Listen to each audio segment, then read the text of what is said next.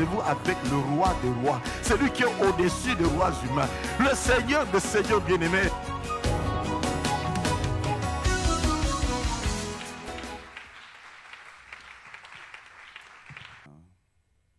Nous allons prier. Seigneur mon Dieu, ce jour est tien. Ce n'est pas un hasard si nous sommes là, Seigneur. C'est une sainte convocation. Et quand tu attires les hommes vers toi, c'est parce que tu as un but. Nul ne peut venir dans ta présence et rester le même. Ce lieu est un lieu de transformation, un lieu d'équipement, un lieu où tu nous donnes la compréhension des choses, des mystères. Merci d'équiper ton Église, Seigneur, oh Dieu. Tu as décidé de servir de l'instrument que je suis. Je prie qu'à la fin du service, que tu puisses dire que tu as fait tout ce que tu avais prévu de faire et que l'honneur et la gloire te reviennent. Merci de préparer les cœurs comme des terres fertiles, afin que ta parole éternelle puisse germer des fruits qui demeurent pour l'éternité. Atteins tes buts. Saint-Esprit, glorifie Jésus. C'est au nom de Jésus que nous prions ainsi. Amen. Je vous salue au nom de notre Seigneur Jésus. Tu peux saluer ton voisin, dis le pasteur te salue. Allez, je comprends que vous avez faim, vous êtes en jeûne. J'entends non, vous avez mangé? Vous n'avez pas mangé, je comprends, mais il faut dire au corps, moi j'ai un rendez-vous spécial avec Dieu, même si tu es fatigué, je ne veux pas t'écouter. Alléluia, même si tu es fatigué, je ne veux pas t'écouter parce que ma vie va changer parce que je suis dans la présence de Dieu. Je remercie le pasteur Safari pour la confiance. Merci maman, que Dieu vous bénisse. Merci à tout le comité et tous les responsables qui sont en ces lieux. C'est vraiment un privilège, vous savez, quand les aînés vous permettent de prêcher sur leur pupitre, c'est vraiment une marque de confiance. Alléluia, et je crois que le Seigneur va nous faire du bien. Si vous avez des Bibles, je vous demanderai de les ouvrir. Dans Genèse 45, 3 à 8, et puis nous allons lire Genèse 50, 15 à 21, et puis nous lisons Matthieu 5, 13 à 16, et nous allons atterrir avec Ésaïe 40, 27. Je répète, Genèse 25, 3 à 8, 50, 15 à 21, Matthieu 5, 13 à 16, et puis Ésaïe 40, 27. Je lis au nom du Seigneur. Joseph dit à ses frères, « Je suis Joseph. Mon père vit-il encore ?» Mais ses frères ne purent lui répondre car ils étaient troublés en sa présence. Joseph dit à ses frères, « Approchez-vous de moi. » Et ils s'approchèrent.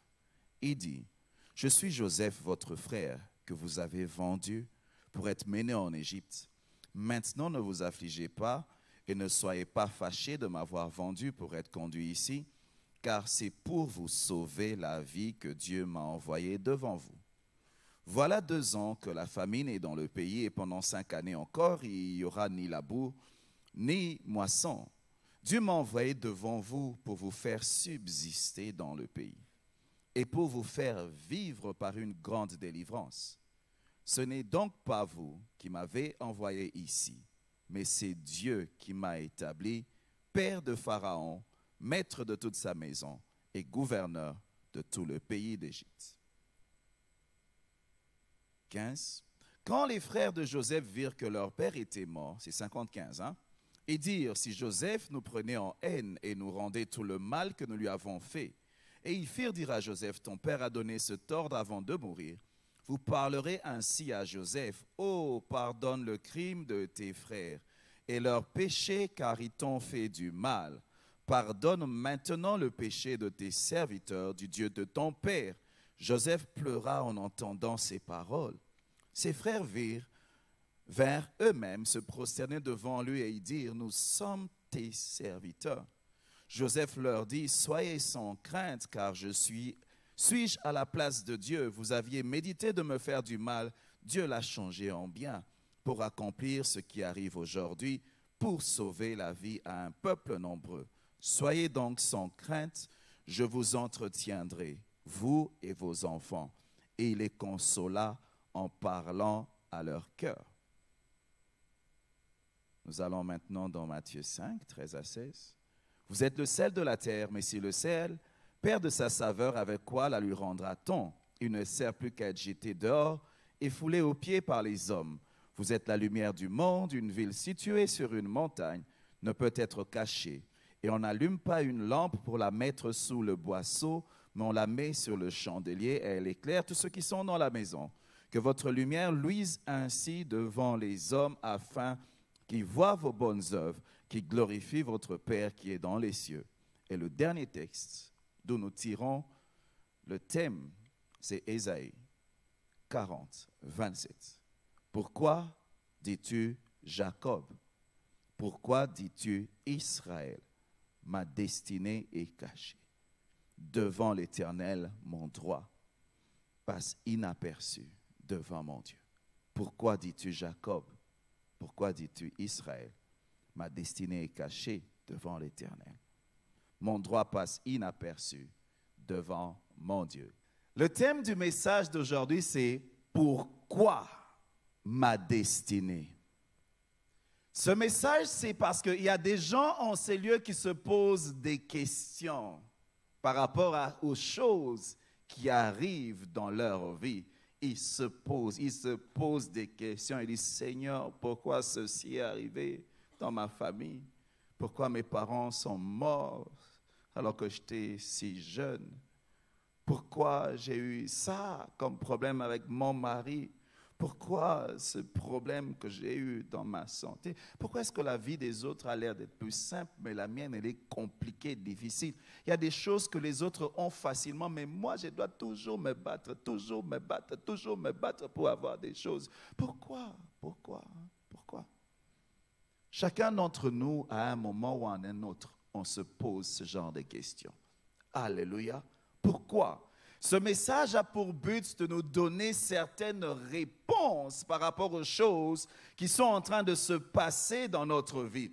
Mais avant tout, j'aimerais définir une chose, la destinée. Souvent, lorsque les gens parlent de destinée, ils parlent de la destination. C'est-à-dire, je dis non, moi je suis né pour être ministre. Ma destinée, on parle de la destination. Moi, ma destinée, c'est d'être quelqu'un qui voyage beaucoup. Moi, ma destinée, c'est de devenir ceci. Moi, ma destinée, c'est d'être un milliardaire, être un homme d'affaires. Ça, c'est ma destinée. Mais j'aimerais de prime abord mettre un équilibre. La destinée, ce n'est pas seulement la destination, mais aussi le parcours. Le parcours fait partie de ta destinée. Pourquoi? Ce que tu es aujourd'hui, c'est à cause de ton parcours. Ton parcours a permis que tu sois la personne que tu es aujourd'hui. Beaucoup de gens considèrent la destination comme étant leur destinité, ce qui fait que quand ils passent par des moments difficiles, la seule chose à laquelle ils pensent, c'est quand est-ce que ça va se terminer? Quand est-ce que ça va finir? Et ils vivent ces moments de challenge comme une punition de la part de Dieu parce qu'ils ne réalisent pas qu'il y a un pourquoi au désert et un pourquoi à Canaan. La réponse que j'aimerais nous donner aujourd'hui, c'est de savoir qu'il y a un but. Si tu comprends que ta destinée, c'est ton parcours aussi, il faut te poser la question de savoir pourquoi je passe par ceci. Pourquoi est-ce que Dieu ne m'emmène pas directement à Canaan par un raccourci, mais il m'amène à Canaan par un désert? Pourquoi est-ce qu'après l'onction sur moi, je ne deviens pas roi directement, je passe encore 17 ans? Pourquoi Jésus n'a pas commencé le ministère peut-être à 17 ans ou 20 ans? Il a attendu jusqu'à 30 ans. Pourquoi on voit Élie seulement apparaître alors qu'il est âgé? Qu'est-ce que Dieu faisait pendant les autres temps? Quand tu ne comprends pas le pourquoi du parcours, tu ne vas pas comprendre le pourquoi de la destination. Je vais faire cet équilibre. Remember, souvenez-vous, Le peuple d'Israël, il y a une génération qui a péri dans les déserts. Mais il y a une génération qui a péri à Canaan. Il y a une génération qui a échoué à l'école du désert. Ils n'ont pas pu entrer à Canaan. Mais il y a aussi une génération qui a péri dans la terre promise.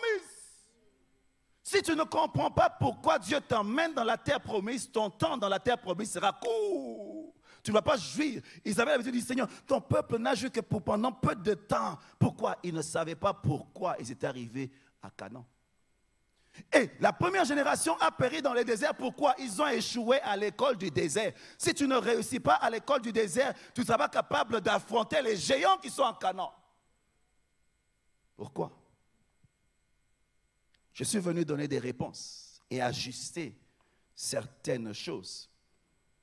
Lorsque Dieu a parlé à Joseph, il lui a montré la vision. Il a vu qu'il était élevé au-dessus de ses frères, au-dessus de ses parents. Mais Dieu ne lui avait pas montré le chemin. Ah, Dieu, des fois, il ne nous montre pas le chemin, parce qu'il nous montre le chemin, peut-être qu'on ne va pas accepter de commencer avec. Mais il est sûr qu'au début, il te donne assez de force pour endurer et pour résister. Dieu lui a montré la destination, mais il n'a pas dit pourquoi cette destination. La seule chose qu'il voyait, il dit, ah, je suis grand, je suis grand, je suis grand. Comme les gens qui disent, Seigneur, fais de moi Joseph de ma famille. Pourquoi tu veux être de Joseph de ta famille? Pourquoi tu cherches la grandeur? Pourquoi tu cherches cette position? Pourquoi? Dieu ne lève pas pour rien. Dieu fait toutes choses pour un but. On n'allume pas une lampe pour qu'elle puisse seulement être vue. Le but, c'est qu'elle puisse éclairer. La position n'est pas la finalité, mais c'est la position à partir de laquelle tu accomplis le but de l'élévation. Pourquoi l'élévation? Pourquoi le désert? Pourquoi? J'ai peur. Dieu était si rigoureux que si tu échoues à l'école du désert, tu ne peux pas entrer à Canaan. Seuls 2 hommes ont réussi à l'école du désert, Josué et Caleb. Toute une génération a péri parce qu'ils ont échoué à l'école du désert. Avant de vous parler du pourquoi de Canaan, je vais vous parler du pourquoi du désert. Alléluia. Est-ce que vous êtes avec moi là? Vous savez, lorsque les gens donnent le témoignage de leur vie, ils n'aiment pas parler du désert. Je dis, non, moi Dieu est bon, Dieu est grand, il m'a tiré de loin, il m'a tiré de la boue, maintenant je suis ici. Dis-nous comment tu es arrivé là. Pourquoi? Parce que les leçons sont dans les déserts. Les leçons ne sont pas à Canaan. Donne-nous ton parcours. Dis-nous par quoi tu es passé. Quand tu vois un homme de Dieu ou bien une personne qui a réussi dans sa vie, tu ne peux pas imiter ce qu'il fait maintenant. Tu dois connaître sa biographie afin de comprendre les principes de son succès. Mais aujourd'hui, les gens ont honte de dire d'où ils viennent. Ils ont honte que non, chez eux, il n'y avait pas de lit. Ils dormaient tous dans une seule pièce. Ils ont honte. Ils veulent seulement que les gens connaissent le beau côté d'eux. Non, non, non. N'aie pas honte de ton parcours. Parce que ce que tu es aujourd'hui, c'est à cause de ton parcours. Embrasse ton parcours. Dis qu'il y a un moment dans ma vie, j'avais un seul pantalon. Tu ne peux rien changer au passé. Accepte-le, embrasse-le. Pourquoi tu as honte? Alléluia. Faut dire, si je suis ce que je suis, c'est par la grâce de Dieu. Maintenant, dis-nous à quel point la grâce t'a ramassé. À quel niveau tu étais vraiment bas pour encourager quelqu'un qui vit les mêmes choses. Alléluia. Moïse a fait 40 ans dans le désert avant que Dieu lui demande d'aller libérer le peuple. David a fait 17 ans après l'onction avant d'être vraiment roi. Joseph, même chose, à peu près 17 ans, entre la vision et l'accomplissement. Aujourd'hui, nous avons une génération qui veut que les choses arrivent par imposition des mains.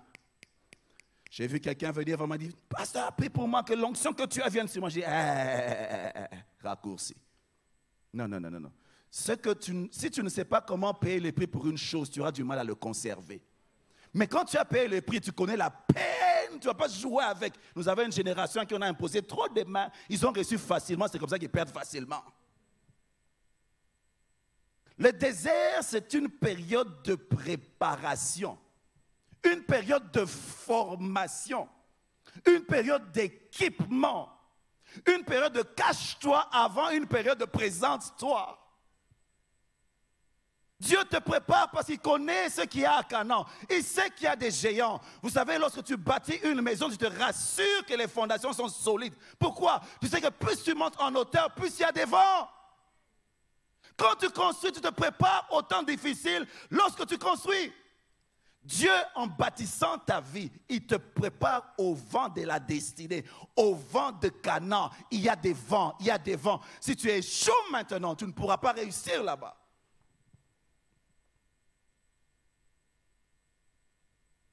La partie cachée de l'iceberg doit être plus grande que la partie visible. Aujourd'hui, nous avons des gens qui ont des parties visibles trop grandes, mais la partie cachée est petite. Ce qui fait qu'il n'y a rien, il y a de l'apparence dans leur vie. Apparence. Dieu ne veut pas seulement que tu arrives à destination, mais il veut que tu sois établi à la destination et que tu prospères. Il te prépare. Par moments, Dieu utilise des voies qui sont horribles, qu'on ne comprend pas. Regardez ce que Dieu a fait dans la vie de Joseph. Joseph était tranquille dans la maison de son père. Ses frères le vendent. Il devient esclave. Il travaille chez quelqu'un comme un esclave. Vous imaginez ce qui passait dans sa tête? Il s'accroche à Dieu. On l'envoie en prison. Les choses ne font que s'empirer. Je suis sûr qu'à un moment de sa vie, il pouvait dire à Dieu, Seigneur, j'ai l'impression que tu ne me vois pas. Ma destinée est cachée devant toi. Je me souviens d'une période de ma vie où rien ne marchait. Quand les autres parlaient de Dieu, de ce que Dieu faisait dans leur vie, je leur disais, écoutez les gars, si Dieu vient te visiter, dis-lui mon adresse. Moi, j'habite à la villa 240 à la cité Mambout. Qu'il passe aussi chez moi, parce qu'on dirait qu'il ne connaît pas mon adresse. Les autres viennent et témoignent, Dieu a fait ça, Dieu a fait ça. Mais toi, tu dis, mais on a le même Dieu. Mais est-ce que Dieu m'a oublié? Il y a des périodes dans la vie, tu as l'impression que ma destinée est cachée, que Dieu ne me voit pas. Dieu peut faire semblant de ne pas te voir, mais il te voit. Alléluia. Dieu n'a pas besoin de tourner la tête pour te voir. Il te voit. Il te voit. Tu n'as pas besoin de le sentir. Tu dois savoir que Dieu veille sur toi. Même quand tu ne le sens pas. Mais il arrive, tu te poses ces questions. Seigneur, pourquoi? C'est ce qui est arrivé à Joseph. Vous imaginez, c'est un fils aimé par son père, gâté par son père. Tu deviens un esclave. Tu dis, Seigneur, tu as brisé ma vie. Tu as brisé ma vie. Seigneur, tu as brisé ma vie. Qu'est-ce que tu es en train de faire de ma vie? Comme un architecte, vous savez, ce building, il est beau, hein? Il est beau, hein? Oh, il est beau. Il est beau. Mais si je veux construire un gratte-ciel ici, combien? On met 100 étages, par exemple. 100 livres, 100 étages. Qu'est-ce que je dois faire ici? Je veux vous entendre. Je vais faire quoi? Casser. Ça, c'est beau pour ça. Mais si ma vision est plus grande, ça ne peut pas tenir. Je dois casser. Il y a des gens qui sont venus vers Dieu, ils avaient leur propre plan. Ils avaient leur propre projet. Quand tu viens vers Dieu, il ne va pas commencer à adapter ce que tu as et ce qu'il a. Non, il doit raser, il doit raser, il doit raser, il doit raser. Ça fait mal quand Dieu rase. Ça fait mal, mais il est en train de raser. Seigneur, tu détruis ma vie. Oui. Tu détruis ma vie, tu détruis ma vie. Non seulement il va raser, même la fondation, il enlève. Pourquoi? Sois sûr que Dieu a un plan, il ne le fait pas par hasard. Les architectes ne sont pas formés pour détruire, ils sont formés pour construire. Mais par moment, avant de construire, ils doivent détruire ce qu'il y a. Il a un plan plus grand. C'est comme ça qu'il commence par détruire. Il ne le fait pas parce qu'il te déteste, il le fait parce qu'il t'aime. Il va mettre des bonnes fondations. S'il va trop vite, il va mélanger. Quand les secousses vont venir, tu perds tout. Dieu prend le temps comme un architecte. Mais que les autres, leur vie monte. Mais que la tienne, c'est comme si ça s'enfonce. Ça s'enfonce. Et plus tu veux aller en hauteur, plus tu vas prendre du temps en profondeur. Les gens ne verront rien. On dit que rien ne se passe dans ta vie. Dieu continue à briser. Ils vont en profondeur. Ils vont en profondeur. Seigneur, tu fais quoi? Non, je suis un architecte. Il y a une partie de creuser dans l'architecture. Mais le but, c'est de construire. Par moment, pour Dieu, pour aller en haut, on va d'abord en bas. On va d'abord en bas. Seigneur, je me suis converti, pourquoi je ne décolle pas? Avant de décoller, je suis en train de m'enfoncer. Oui, il est en train de se préparer. Il se prépare, il se prépare. C'est comme par moment un avion avant de décoller. Au lieu d'aller tout droit, il fait d'abord le tour. Il fait le tour et puis il revient pour prendre de la vitesse. Et ça fait mal. Seigneur, ça va prendre combien de temps? Ça dépend. Une autre image, c'est l'image de la sémence. Chacun d'entre nous ici, nous sommes des plantations de Dieu. OK? Si toi, tu as une plantation de matembele, je ne sais pas, c'est après 6 mois, matembele, c'est matembele. Combien? 1 mois. Matembele, 1 mois. Matembele, 1 mois. Orange, c'est chaque année. Hein? L'orange, chaque année. Hein? Café. 5 ans. Café, ça traîne. Quand tu vends les matembele, tu vas avoir combien? 400 francs. Quand tu vends une plantation de café, tu fais l'argent. Dieu traîne dans ta vie, ce n'est pas qu'il est en train de traîner. La sémence de ta destinée est différente de ton frère. Certains d'entre nous sont des plantations de matembele. D'autres sont des plantations des oranges. Mais toi, si tu as une plantation de café, ça prend du temps. Mais quand tu apparais, l'impact est plus grand. Il traîne parce que tu es différent. Il traîne parce que tu es différent. Ce n'est pas que tu es stérile, Dieu a fermé. Dieu a fermé. Laisse Péline avoir des enfants sans nom. Mais toi, tu vas donner naissance à un juge, à un prophète de Dieu qui s'appelle Samuel. Tu n'es pas n'importe qui, je t'ai mis à part. Pourquoi ça traîne? Nous ne sommes pas pareils. Ne te compare pas aux autres. Chacun d'entre nous est unique. Chacun d'entre nous a sa propre vitesse. Jacob, arrête de dire que ma destinée est cachée devant Dieu. Il est au contrôle. Il est au contrôle. Il a un plan. Il ne fait pas les choses par hasard. Il y a un plan. Je connais le plan qu'il a formé pour moi. Un plan de bonheur et non de malheur. Un futur plein d'espérance. Plein d'espérance. C'est ce qu'il est en train de bâtir dans ta vie. Fais-lui confiance. Même quand ça fait mal, il sait ce qu'il est en train de faire. Il est en train de mettre une bonne fondation. Vous savez, l'école du désert t'emmène à avoir une alliance personnelle avec Dieu. Tu ne peux pas entrer dans ta destinée avec le Dieu de ton voisin. Le Dieu doit être personnel. Il faut que tu l'appelles par un nom spécial. Avant d'agir dans la vie d'Abraham, il s'est révélé, il lui a donné son nom. Lorsque Jacob l'a rencontré, il a dit, quel est ton nom? Pourquoi tu as besoin d'une révélation personnelle de Dieu afin de courir dans ta destinée? Tu as besoin de le connaître. Tu as besoin de le connaître. Pourquoi? Parce que quand tu vas aller là-bas, les vents qui vont venir, si tu ne connais pas ton Dieu, il dit que ceux du peuple qui connaîtront leur Dieu, ils agiront avec fermeté. Il est en train de bâtir une vie où Dieu, c'est lui le rocher de ta vie. Une maison bâtie sur le rocher, elle tient lorsque les vents viennent, parce que les vents viendront.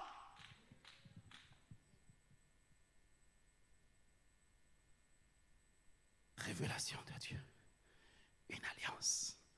L'école du désert, ce n'était pas une école de la guerre, alors qu'il y avait des guerriers à Canaan. Ils n'apprenaient pas l'art de l'épée. Non. C'est une école où ils apprenaient l'art de marcher avec Dieu. Ils apprenaient à connaître leur Dieu. L'alliance était, je serai votre Dieu, vous serez mon peuple et je marcherai au milieu de vous. Apprendre à marcher avec Dieu. Pourquoi? Parce que si Dieu est pour nous, qui sera contre nous? Si Dieu marche avec nous, qui peut tenir devant nous? La force d'Israël était dans son Dieu. L'école du désert t'apprend à marcher avec Dieu. Avec Dieu. C'est la principale école. C'est l'école de la foi. Et lorsqu'ils sont arrivés à Canaan, les autres espions n'ont pas eu de foi, excepté Josué et Caleb. Ils avaient réussi à l'école. Ils pouvaient entrer dans l'autre terre. Ne permets pas aux épreuves de te faire perdre ta foi. Même si je ne comprends rien, même si c'est dur, je sais que Dieu est au contrôle.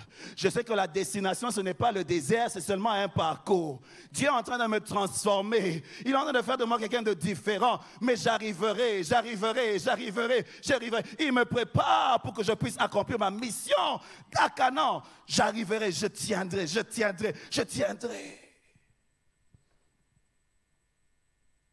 Il développe tes racines. Il veut changer Jacob en Israël. Ah. Il y a un Jacob qui doit être transformé en Israël ici. Il y a un Jacob qui doit être transformé en Israël. Jacob, tu dois être transformé en Israël. Pourquoi la destination? J'ai dit, si tu échoues à l'école du parcours, tu risques de ne pas arriver. Si tu échoues à l'école du parcours, tu ne vas pas faire long feu à la destination. Si tu échoues à l'école du parcours, quand tu arrives à la destination, tu ne sais pas quoi faire. Et c'est là où l'Église a beaucoup échoué. Je dis, l'Église a une grande responsabilité par rapport à notre pays.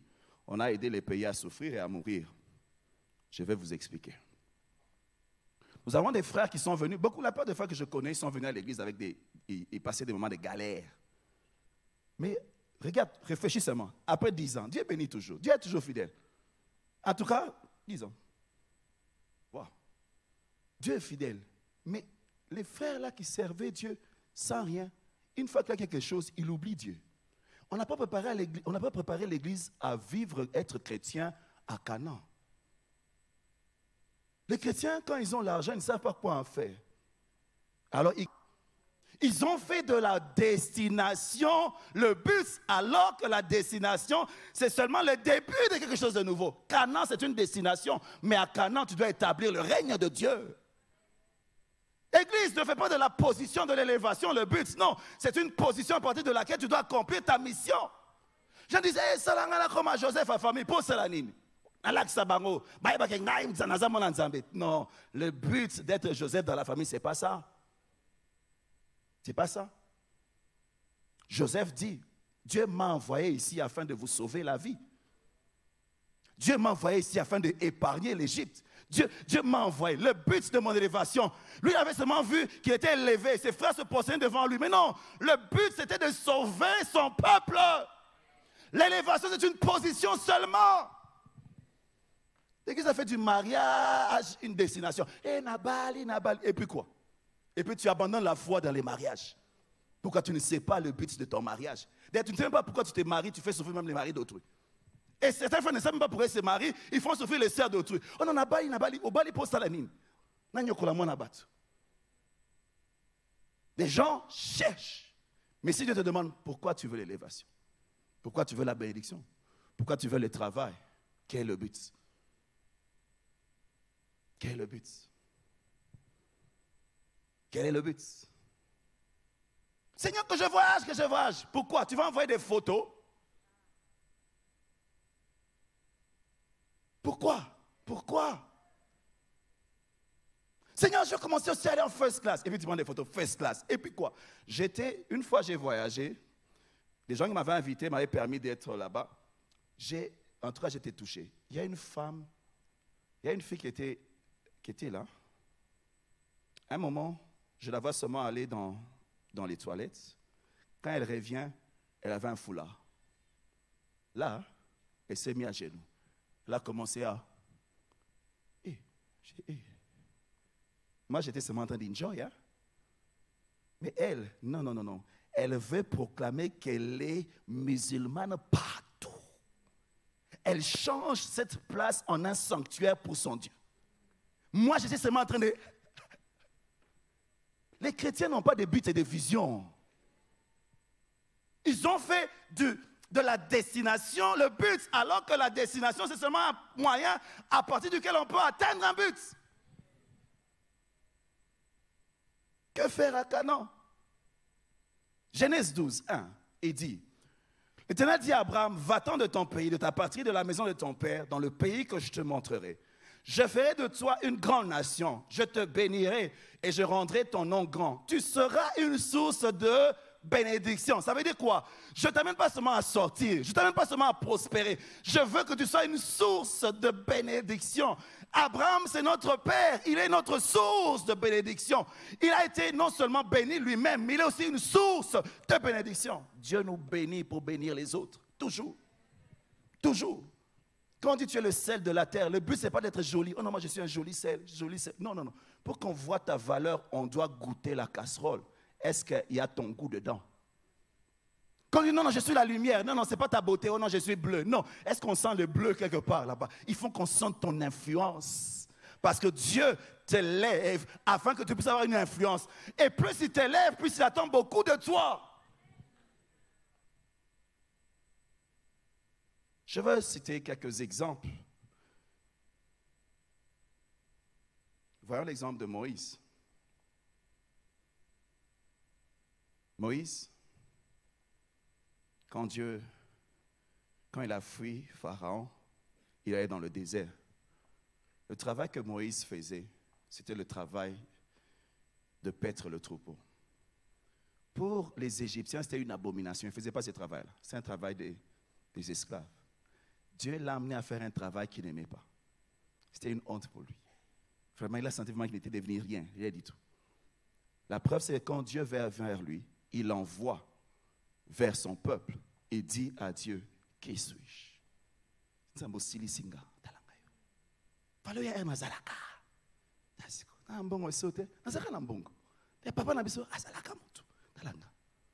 Maintenant, je te servais comment? Dieu a silisakabatu pour assaler là. Certaines personnes ici, ils sont trop forts pour que Dieu les utilise. Il faut dire silisayo. Il y a certaines sœurs, elles sont trop jolies ici pour qu'elles se marient. Pourquoi? Parce qu'elles vont dire que non, c'est ma beauté qui m'a donné le mariage. Non, non, non, il faut que tu dépasses 20 ans. Et puis après 25 ans, tu sens que non, un peu de maquillage. 30 ans. 30 ans, beaucoup de maquillage. Et puis ça commence à monter. Jusqu'au jour où tu te rends compte, non, c'est par la grâce que je reçois un mari. Je ne le mérite pas. Parce que Dieu aime avoir l'honneur de tout ce qu'il nous donne. Certaines personnes retardent les choses dans leur vie. Pourquoi? Ils sont encore pleins d'eux-mêmes. Jusqu'au jour où tu arrives au point de dire, Seigneur, je ne suis rien. Là, le désert accomplit sa mission dans ta vie. Kosilisayo. Kosilisayo. Par moment, Dieu mettra l'handicap à l'endroit qu'il veut utiliser. Moïse a parlé avec Dieu, mais il était toujours bègue. Il était capable de parler. Il dit, oh Seigneur, tu m'envoies parler, je ne sais pas parler. Et puis je parle avec toi, tu ne me guéris même pas. Non, non, non. Ton appel est au niveau de ta faiblesse. Alléluia. Afin que je puisse me glorifier dans tes faiblesses. Afin que je puisse... Il y a des faiblesses qui ne partent pas parce que Dieu veut se glorifier. Moi, j'étais prêt à servir Dieu, commencer l'église. Mon cours où j'étais le plus faible dans la vie, c'était l'anglais. L'anglais. L'anglais. Dieu m'appelle et dit, va commencer l'église à Cape Town. Je dis, Seigneur, moi, j'ai l'anglais. L'handicap chez moi, c'est ici.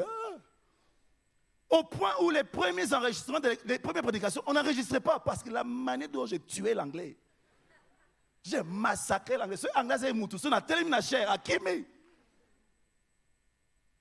Mais Dieu dit, maintenant quand je vois l'église grandir, je dis, Seigneur, ce n'est pas parce que je sais prêcher. Ce n'est pas parce que je ne sais pas jouer avec l'anglais comme le français.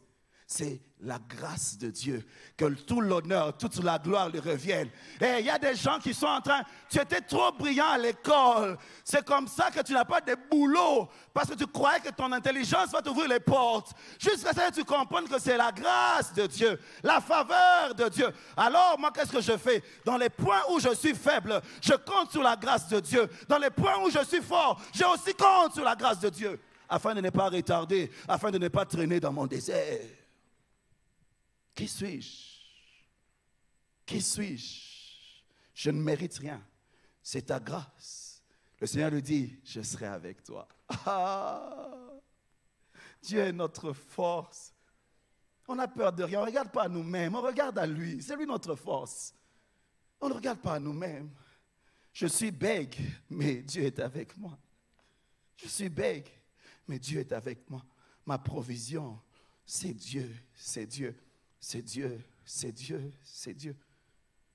On raconte l'histoire d'une femme qui regardait des gens en train de travailler sur des pierres. Elle avait une pierre qu'on taillait trop. On taillait. Elle dit, pourquoi vous taillez trop cette pierre? On lui montre l'édifice, tu vois. On dit, tu vois cet édifice? Au sommet, là, on doit mettre cette pierre.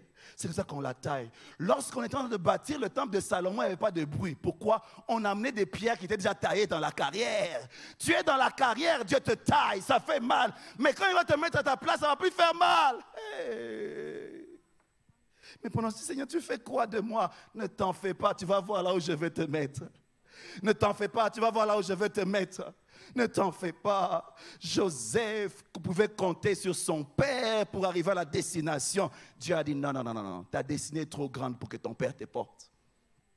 Certains d'entre nous ont perdu les parents comme ça parce que tu comptais sur ton parent. Dieu dit non, non, non, non, non. Il faut que tu comptes sur moi. Je me souviens plus jeune, moi je disais, je n'ai pas besoin d'un père au ciel, mon père sur la terre est suffisant. Je demande à papa, il me donne. Dieu m'a dit, tu vas voir. Mon père, il a perdu son boulot, piaka, kotanandaku. Même pour les pantalons, il fallait gêner. Il m'a dit, toi, tu vas apprendre à compter sur moi. Toi, tu dis que tu n'as pas besoin de moi là-bas, tu as besoin de rien ici, tu vas voir. Dieu a bloqué, il a bloqué, il a bloqué, il a bloqué. Et puis on a commencé à se prosterner pour les petites choses. Et puis maintenant, Dieu a bâti. Il est en train de bâtir. Maintenant, notre famille est réputée être une famille de serviteurs de Dieu. Pourquoi? Dieu a bloqué notre Père pour nous forcer à utiliser notre foi. Quand Dieu te force à utiliser ta foi, il ne t'appauvrit pas. Il t'amène dans un domaine qui n'a pas de limites. Tout est possible à celui qui croit. La foi, c'est la monnaie qui est capable d'acheter toutes choses.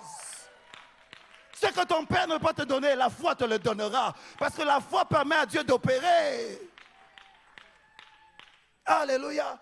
Moi, mon frère s'est marié en janvier. Moi, je me suis marié en juin. Ma petite sœur en septembre. On est venu dire à mon père, ah, toi, ça va, financièrement, tu es bon. Il a dit, ouais. Alors qu'il savait qu'il n'avait rien donné à personne parmi nous. Nous avions appris à utiliser notre foi dans la maison de notre Père. Il ne t'appauvrit pas. Il t'emmène dans une vie sans limite. Ne pleure pas, utilise ta foi. Ne pleure pas, utilise ta foi.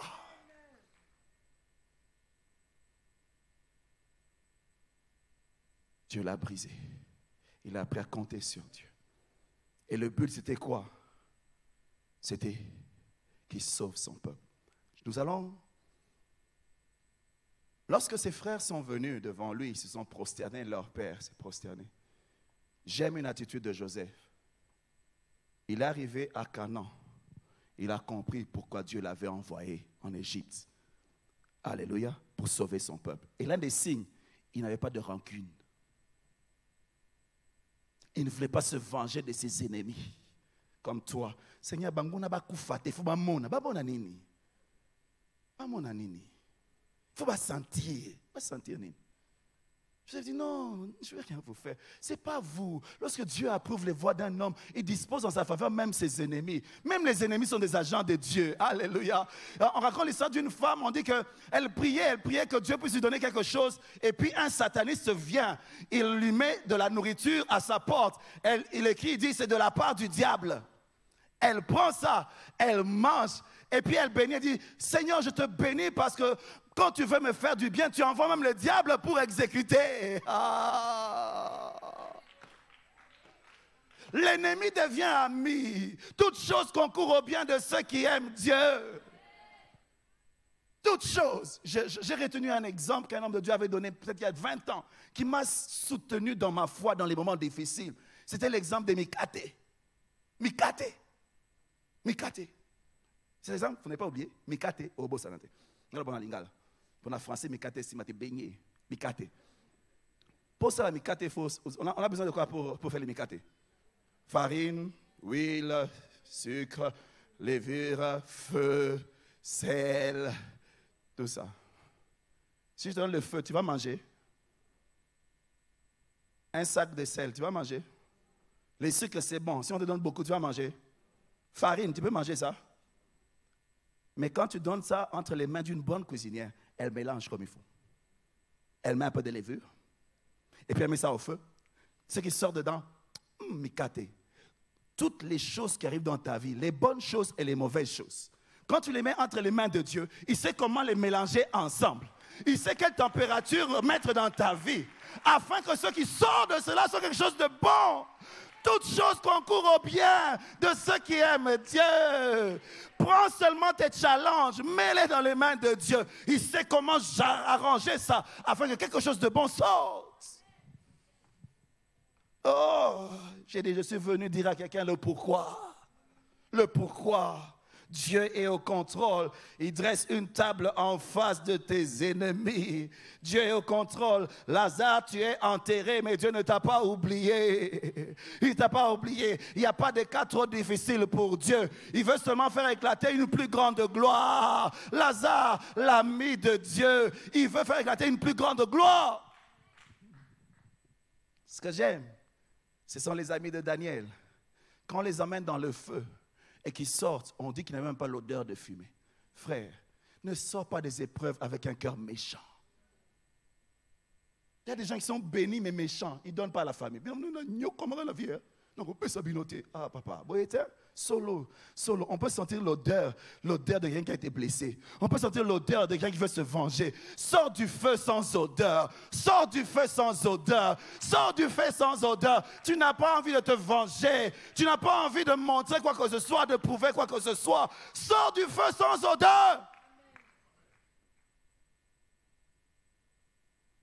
Ça y a des gens qui disent, Seigneur, que mes ennemis ne meurent pas, afin qu'ils me voient. Vous savez, ces gens-là, quand leurs ennemis meurent, ils pleurent. Pourquoi? Parce que quand ils auront, il n'y a personne pour voir. Ils sont malheureux dans leur bénédiction. Pourquoi? L'ennemi est mort. Non, dis Seigneur, que mon ennemi vive, afin que je puisse lui donner ce que j'ai, qu'il voit que Dieu est bon et qu'il se tourne vers toi. Oh. David, tu es loin. J'aime l'épisode d'Abigail.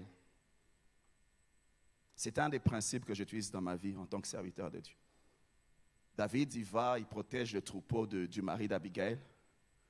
Et puis ils vont lui demander, ce type-là, il les insulte. Il insulte quelqu'un de fort. Quelqu'un qui a la puissance, tu l'as insulté. David dit, ce type, je vais lui montrer que moi j'ai la puissance. Abigail vient le protéger. Il dit, non. Le oint de l'Éternel soutient les batailles de l'Éternel. L'onction est faite pour soutenir les batailles de Dieu. Tu ne peux pas utiliser l'armée de Dieu pour tes propres batailles. Tu ne peux pas faire comme Saül. Saül a utilisé l'armée de Dieu pour aller essayer de tuer David. Non. Le oint de Dieu ne soutient que les batailles de Dieu. Mon frère, ma soeur, Dieu t'a oint. Il t'a mis dans une certaine position. N'utilise pas ta position. N'utilise pas ton argent pour tes propres batailles, tes propres vengeances. Utilise ça pour les batailles de Dieu. C'est un principe que j'utilise dans ma vie, dans mon ministère. La responsabilité de la position. N'utilise pas le pouvoir à des fins personnelles. C'est ce qui arrive avec nos frères qui sont haïs de pouvoir. Ils ont utilisé le pouvoir, au lieu d'aider le peuple, ils se sont enrichis eux-mêmes. Et ils disent, non, Dieu m'a établi, tout pouvoir vient de Dieu. Oui, le pouvoir vient de Dieu, mais tu en as fait quoi? Le pouvoir vient de Dieu, mais pourquoi? Pourquoi il donne le pouvoir? Pour que toi tu sois riche, un peu pauvre. Il y a un but. Le oint de Dieu soutient les batailles de l'Éternel. Souvent, la gloire nous donne une grosse tête. Grosse tête. Il y a une expression qu'on utilise, on dit, dans un moutou, les gens aiment ça. Quand tu viens, les gens. J'aime le secret de David, c'est le deuxième secret. Lorsqu'il est revenu de la bataille, en ramenant l'arche, il est en train de danser comme un fou.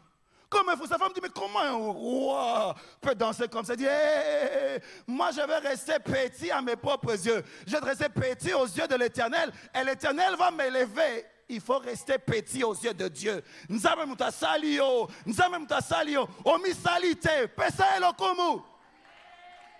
Restez petit. Que le pouvoir ne te change pas. Que l'élévation ne te change pas. Restez petit. Pour les cas en ango. Si vous avez les colos, vous allez m'avoir battu à ces jeux,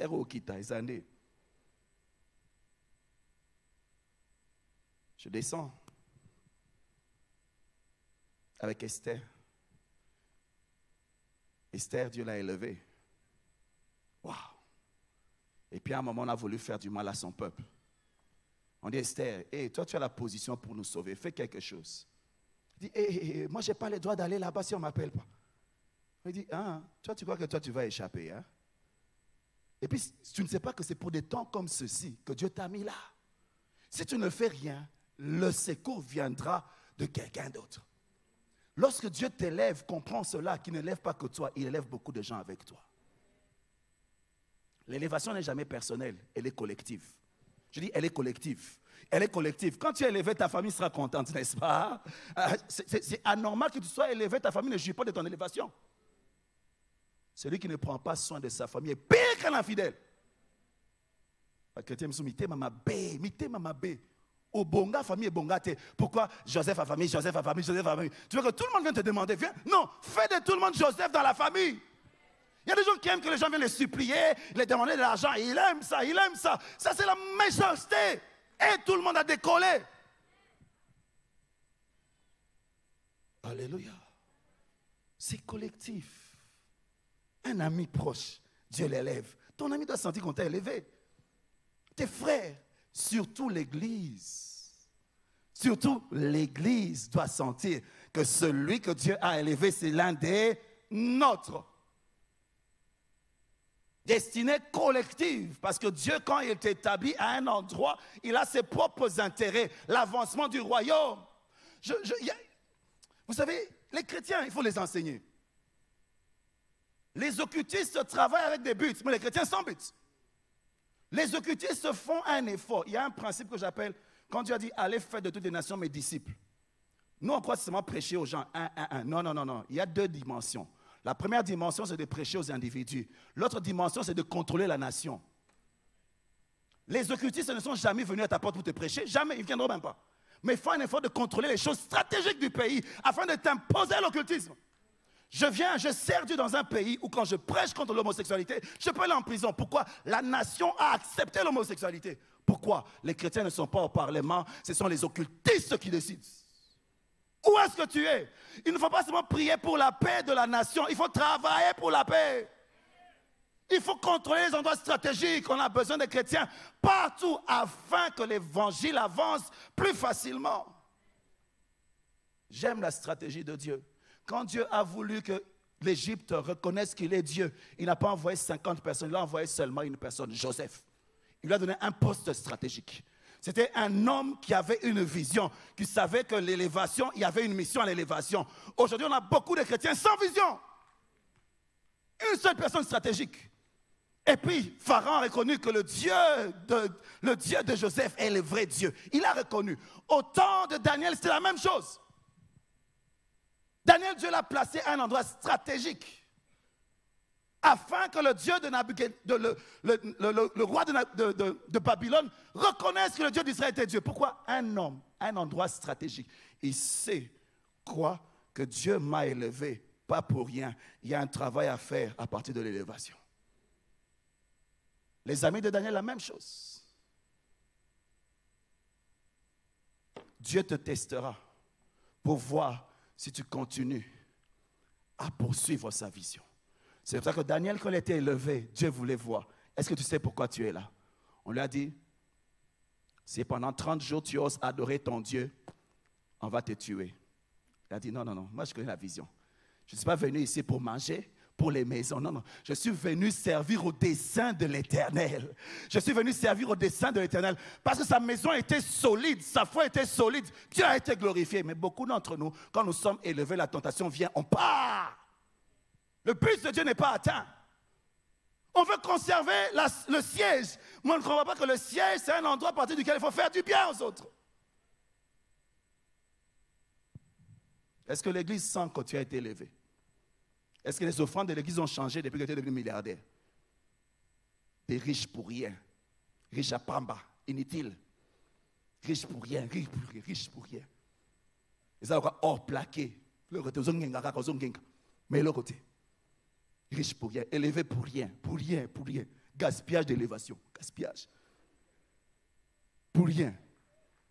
L'autre côté, pour rien.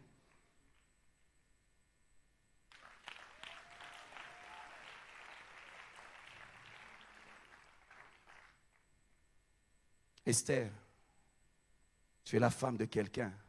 Les femmes ont un pouvoir terrible. Tu peux influencer ton mari. Tu es la femme de quelqu'un. Parle-lui dans la chambre. Rappelle-lui le but.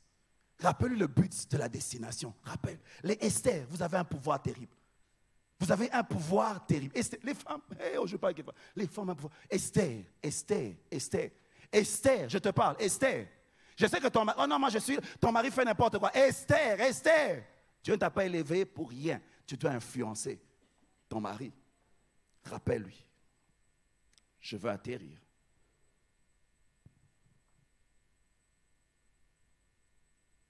J'aimerais être un vase d'honneur entre les mains de Dieu.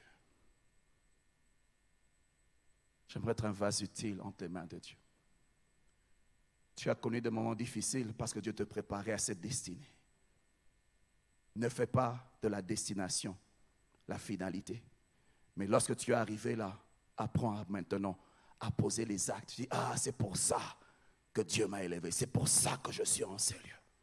C'est pour cela. C'est pour cela. Nous allons courber nos têtes dans la prière.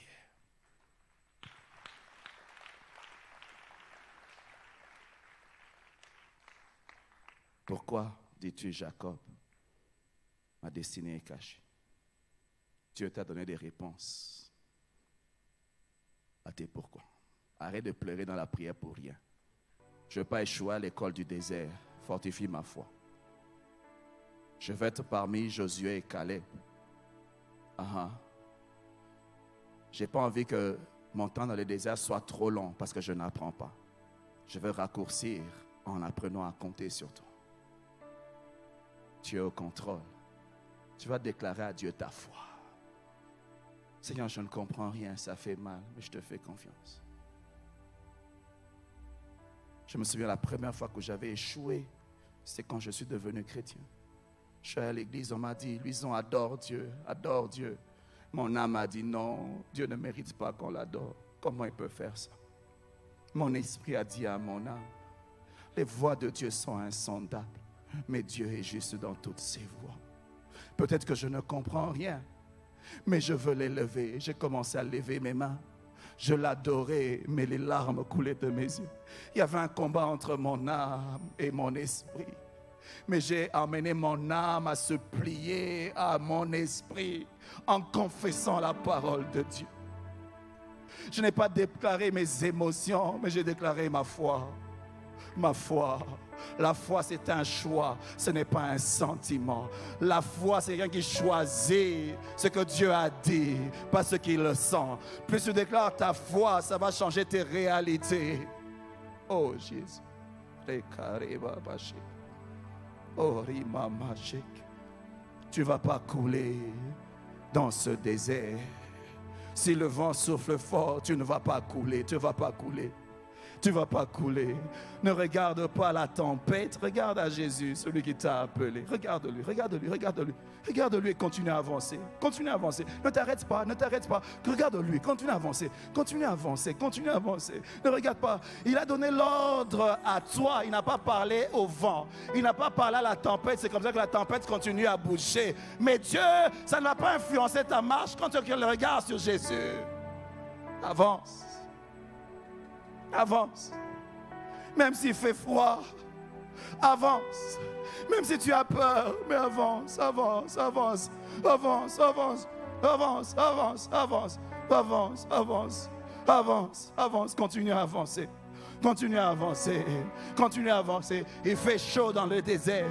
Tu ne manges pas assez. Ça traîne, mais tu avances, avances, avances, avances, avances. Dieu a un plan, tu ne tournes pas, tu n'es pas perdu, tu n'es pas perdu.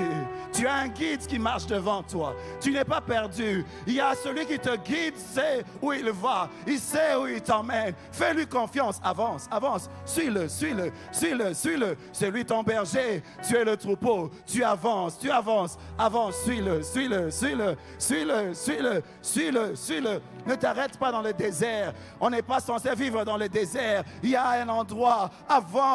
Il ne t'a pas appelé pour le désert, il t'a appelé pour Canaan. C'est seulement une formation, c'est seulement l'école. Mais continue à avancer, continue à avancer, continue à avancer, continue à avancer. Hey, re baba, shake. Hey, re mama, shake, re baba. Hey, re mama, shake, re baba, yenze, ke, baba, eka, re mama. Le Seigneur est en train de travailler dans la vie de quelqu'un. Il y a quelqu'un qui crie, Seigneur, conduis-moi vers le rocher que je ne peux pas atteindre. Ah, tu n'es pas seul. Tu n'es pas seul, il est avec toi. Il est avec toi. Il est avec toi. Tant qu'il marche avec toi. Je veux que l'église se lève. Nous allons tous nous lever pendant un moment. Oh Jésus. Oh. Et Jésus, Jésus, Jésus. L'Esprit du Tout-Puissant te couvrira. Tu fais enfanter. Tu fais enfanter celles qui sont stériles. Celles qui, je dis, celles qui étaient stériles. Tu fais enfanter. La voix de l'Éternel fait enfanter les biches. Là où tu étais stérile, je proclame la fécondité au nom de Jésus. Je décrète une nouvelle saison, une nouvelle saison, une nouvelle saison, une accélération. Il y a des gens, Dieu leur donne une vision claire de pourquoi ils sont à leur position. Non seulement Dieu te donne la vision, il te donne la capacité, il te donne l'onction pour cela. L'onction pour soutenir les batailles de Dieu. L'onction pour accomplir le but de Dieu. Il te donne l'onction, un équipement pour la mission. N'aie pas peur. Je suis avec toi. N'aie pas peur. Je suis avec toi. N'aie pas peur. Je suis avec toi. N'aie pas peur. Je suis avec toi. Va avec la force que tu as. Je parle à quelqu'un. Va avec la force que tu as. Va avec la force que tu as. Ne regarde pas ce que tu n'as pas. Va avec la force que tu as.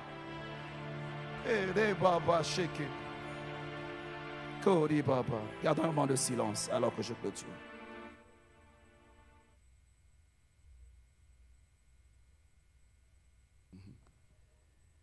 Le Saint-Esprit en notre travail. Je sais ce que je fais. Il y a un temps prévu où tu vas voir et tu vas toucher. Tu n'es pas un homme pour mentir, ni un fils de l'homme pour se repentir. Ce qu'il a déclaré, il a accompli. Père,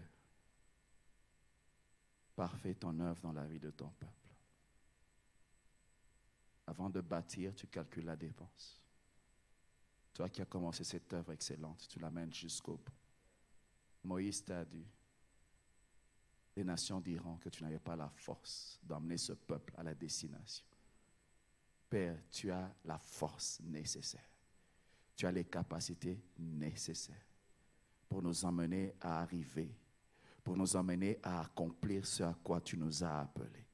Père, je prie que tu puisses release en ces lieux la provision nécessaire, la capacité nécessaire sur ton peuple afin qu'il puisse vivre des desseins de l'Éternel dans cette génération. Merci de susciter une nouvelle génération qui va faire la différence dans cette nation, dans nos familles, dans nos sociétés et dans le monde. Merci Seigneur, parce que nous faisons partie de cette génération. C'est au nom de Jésus que nous prions ainsi. Amen.